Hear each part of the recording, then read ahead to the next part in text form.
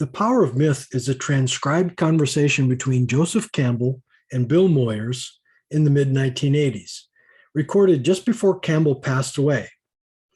They discuss a number of definitions of myth that are relevant to any discussion we might have regarding what myths are. This video will present some of Campbell's ideas regarding myth and mythology and summarize the definitions of myth covered previously.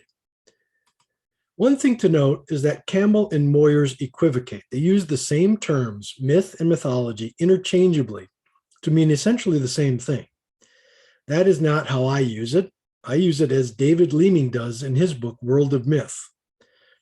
Let's agree to distinguish the two, where myth is the story that has significance and staying power, while mythology is the study of myths or the collection of a group of myths that are common to a group of people, such as Greek or Roman mythology.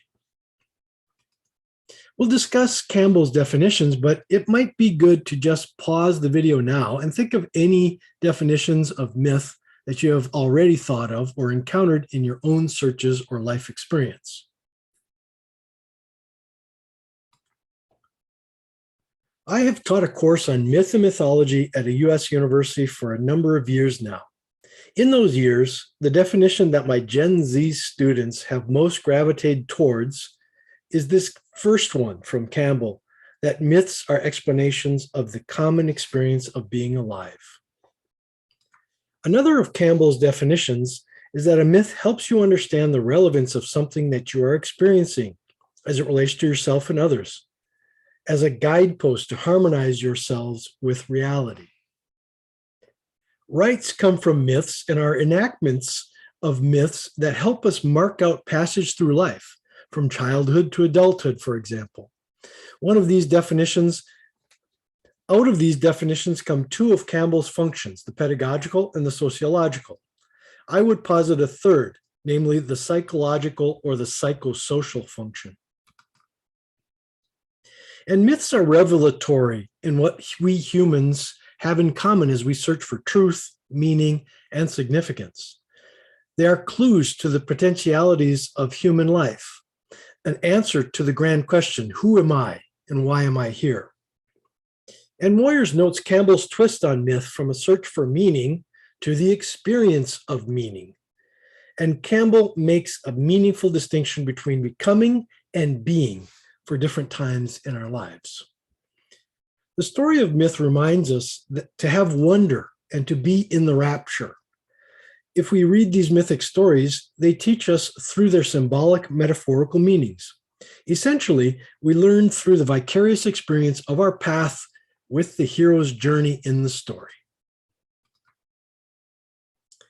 Common mythic metaphors are the father and the mother stories. Whether one or the other forms the basis of the story will indicate what kind of mythic software will signal what kind of reality.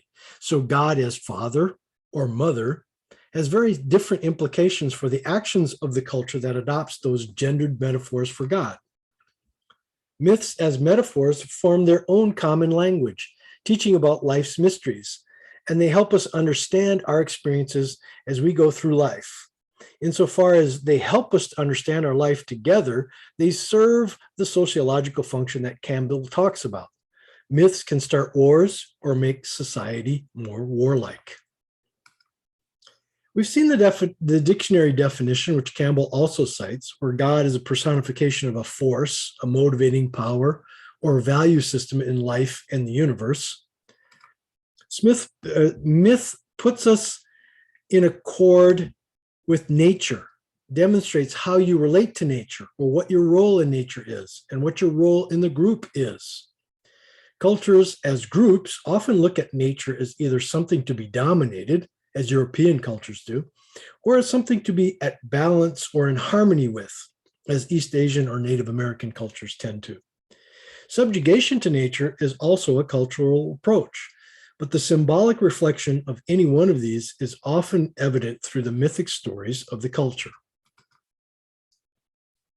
Let's stop here and consider the definitions we've seen thus far. If you had a definition of myth before this presentation, is there anything here that would make your working definition change at all?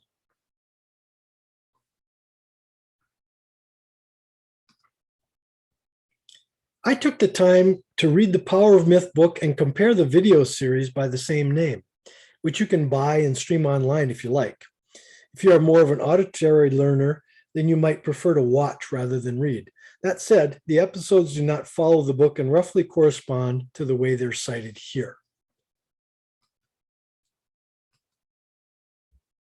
Now that we've covered myths and defining myth, we'll turn to cosmology and its definitions in the next presentations.